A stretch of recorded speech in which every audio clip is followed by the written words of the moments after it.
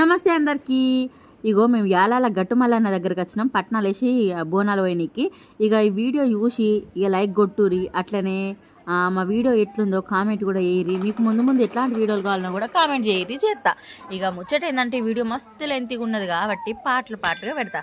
సరేనా? నువ్వులా ఇలా video post చేయడానికి జర్ర లేట్ అయింది, సరేనా? ఏమనుకోకురి. లైక్ కొట్టుడు అయితే మాత్రం మర్చిపోకుర్రి. ఇక ముచ్చట ఎందుకు చూడరు. ఇక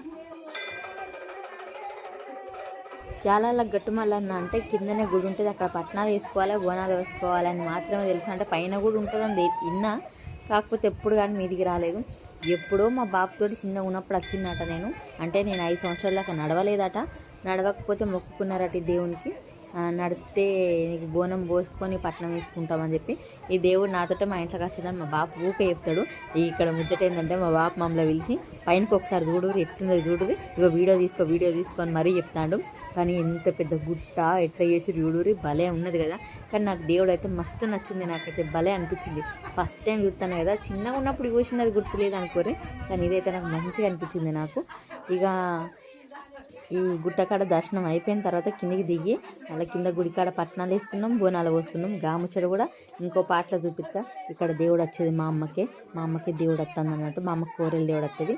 ఇక అంటే ఎట్లా చేసినాం ఏంది అని చెప్పి అడుగుతాను అన్నట్టు, కరెక్ట్గా చేస్తున్నామా లేదా అని చెప్పి అవన్నీ అడుగుతాను ముచ్చట్లు మా అమ్మను.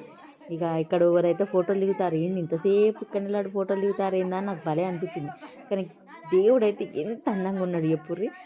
మన యాలాల గట్టుమల్లన్న అంటే ఈయననే అన్నట్టు మస్తున్నాడు.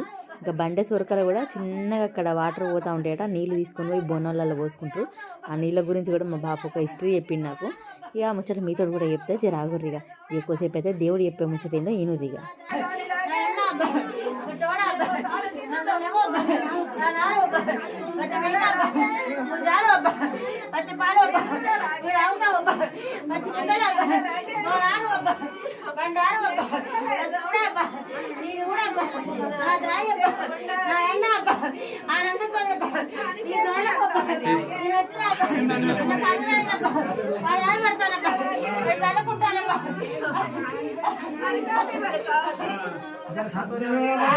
ఇగో ఈ బండల నుంచి నీళ్ళు వస్తాయి అన్నట్టు. ఆ నీళ్ళు అక్కడ అయ్యగారు పట్టి అందరికి ఇస్తాడు నీళ్ళు. ఈ నీళ్ళు తీసుకొని బోనం కుండలలో పోసుకోవాలన్నట్టు. ఈ నీళ్ళు ఎన్ని పోసినా అసలు ఒడవయాట, మస్తు ఎదుగుతూ ఉంటాయని చెప్పి మా బాపు చెప్పిండు. నాకైతే చూస్తుంటే విచిత్రంగా అనిపించింది, ఏదో వండర్ అనిపించింది నాకైతే. కానీ గుడి అయితే సూపర్ ఉన్నది లోపల. ఇదంతా గుట్టను తొలిచి ఇట్లా గుడి లెక్క చేసిరు అన్నట్టు. ఇక నెక్స్ట్ ఏం చేసినామో నెక్స్ట్ పాటలో చూడు.